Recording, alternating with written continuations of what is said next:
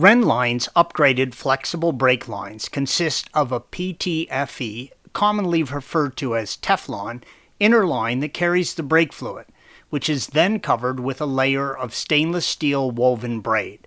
The PTFE tube is very resistant to expansion under pressure and will not degrade from exposure to brake fluid.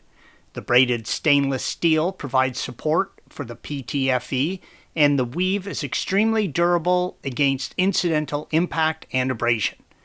Next, the stainless braided hose is coated with a clear abrasive-resistant PVC cover for maximum protection against chafing, and they incorporate a strain relief devices, reinforced end fittings. All fittings are precisely engineered and machined for proper fit and durability. They are a wonderful upgrade if you're replacing your flexible brake lines. The rear brake lines are close to the ground and can see a lot of wear and tear, weather, and road debris. You should inspect them every 6 months. The lines will eventually start to fail and should be replaced at the very first signs of trouble. Inspect them for rips, tears, leaks, or bulges and replace if you even suspect the start of a failure.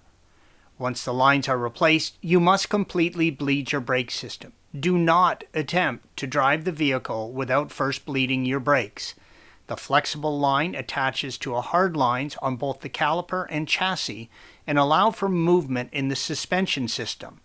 Here you can see where the flexible line mounts to the chassis side, red arrow. This image shows the flexible line, green arrow, and where it attaches to the hard line on the caliper, indicated by the blue arrow. You want to use the right tool for the job. That tool is a flared nut wrench that is designed to grasp the nut on 5 sides. The nuts on the hard lines are easy to strip and very difficult to replace. Do yourself a favor and use the right tool. On the chassis side, use an 11 mm flared nut and loosen the connection. The nut on the hard line should be the only thing that turns. The flexible line has 2 prongs in the line that hold it stationary in the bracket indicated by the red arrow. Pull the flexible line out from the hard line, blue arrow.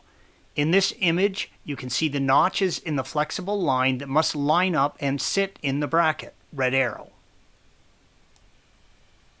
It's a really good idea to cap the hard line while the flexible line is off, red arrow.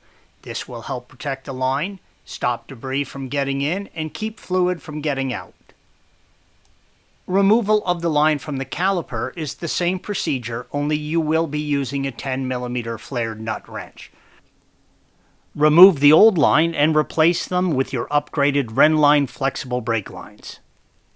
Installation is the reverse of removal. The only difference is that the Rennline lines do not have the nubs on the end of the lines, red arrow, and will be secured with a 14 mm wrench when attaching them to the hard lines.